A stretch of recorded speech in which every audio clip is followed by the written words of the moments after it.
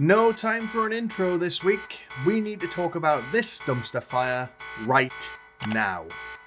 Do like and subscribe though, please. I need some kind of incentive to suffer through this every week.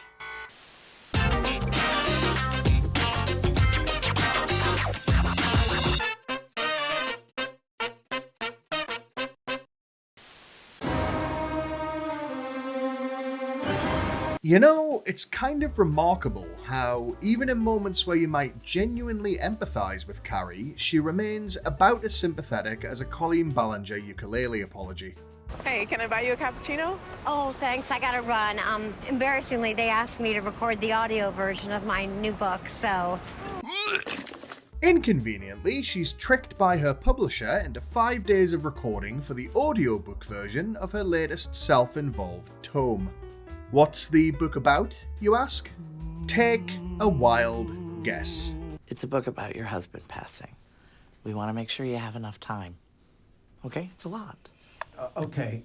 Somewhere in the city, Jack Berger is slamming his head in a door. When it comes to reading aloud the chapter which describes Big's actual death, she finds herself overcome with emotion. Despite having, written it herself. That being said, the scene where she really gets into it is one of those vanishingly rare moments where the show actually gets it right. The sound of the shower, the warping words, the fading lighting, it's effective. But then, of course, they have to go and ruin it.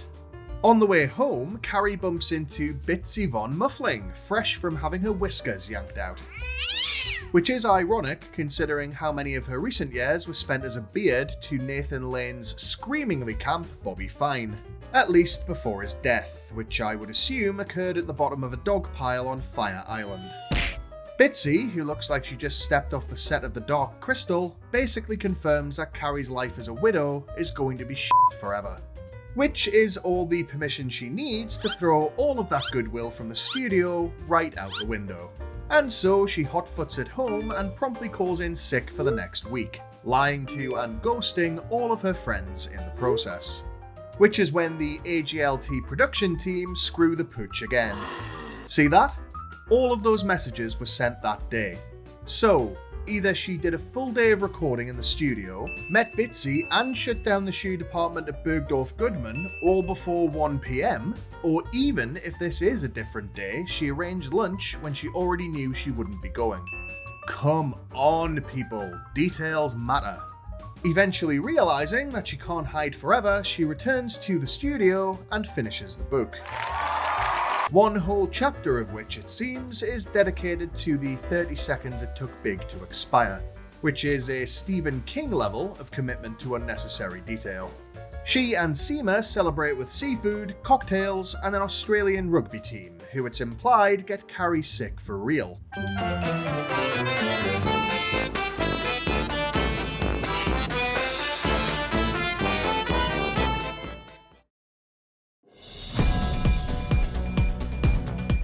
This week in Who Gives a Shit news, Seema gets her bag stolen.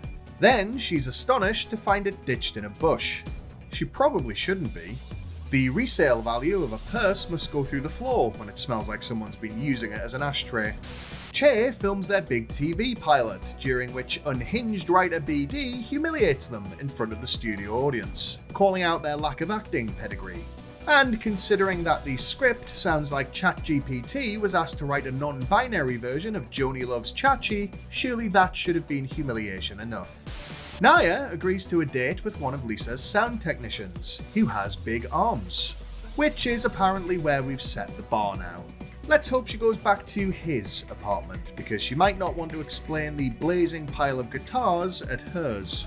Carrie's neighbour Lizette exhibits her jewellery creations in Bryant Park, but her hopes of landing a big contract are dashed by the world's least subtle thief, who's apparently under the impression that there's black market demand for accessories that look like they were washed up on a beach.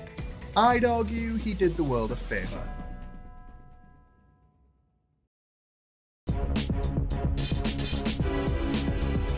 Miranda continues to struggle with finding her identity in LA, and it's not hard to see why.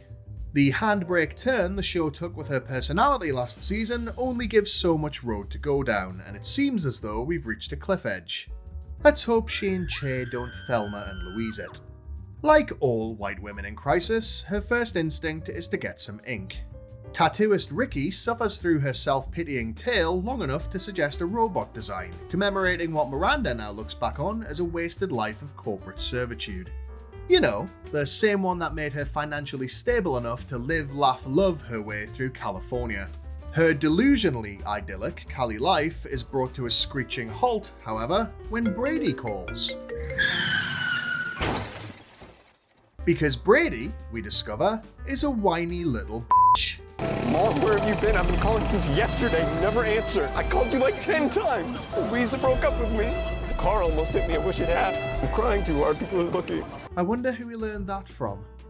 Ex-girlfriend Louisa ditched him in Amsterdam, perhaps after waking up one morning to realise she was in a relationship with an only slightly more masculine version of Strawberry Shortcake. This poorly timed conflama comes as Miranda is walking into Che's TV pilot taping. And at the worst possible time, Ms. Hobbs abruptly decides to start being a mother again, having taken a ding-dong-ditch approach to her separation from Steve last season. Under the circumstances, a smart person would choose: deal with your son or support your partner.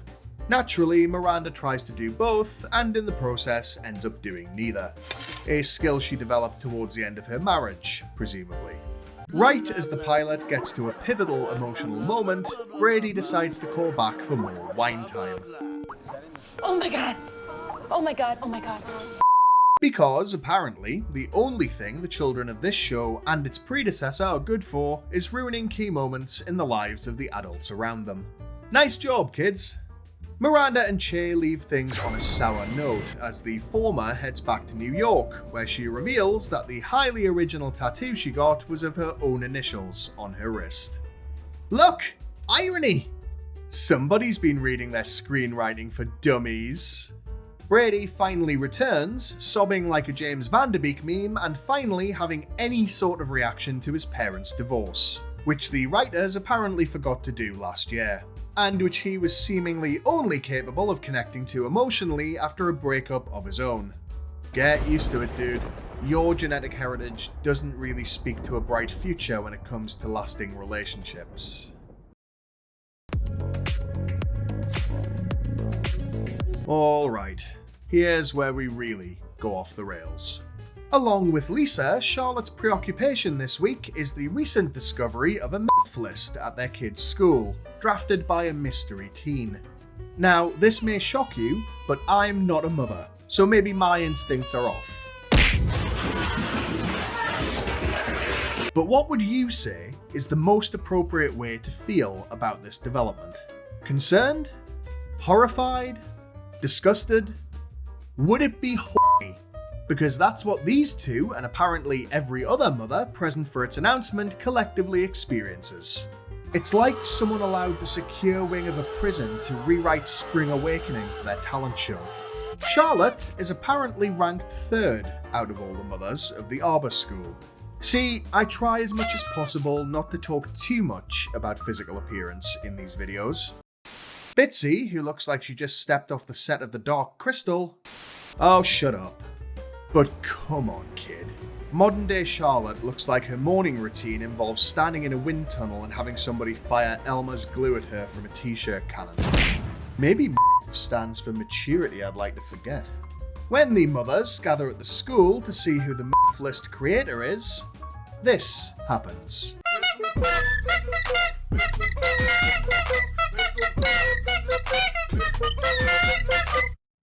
What? Are you f***ing kidding me? Who in their right mind signed off on that scene? Oh, right, yeah, of course. Do I need to say this? Having a bunch of middle-aged women catcalling a, 16-year-old at best, and trying to pass it off as a funny role reversal is not okay. Do you know why? Because when he gets caught, he gets a note on his college application. When they get caught, they get to be the least popular inmates on a crossover episode of Orange is the New Black.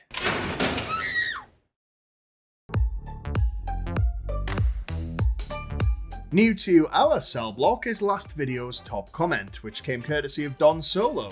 Don would promote hair removal cream on his podcast with a cheeky cameo from his Make it a Patreon exclusive too. Might as well get that coin. This episode's question is, have you or someone you know ever faked an illness to get out of something?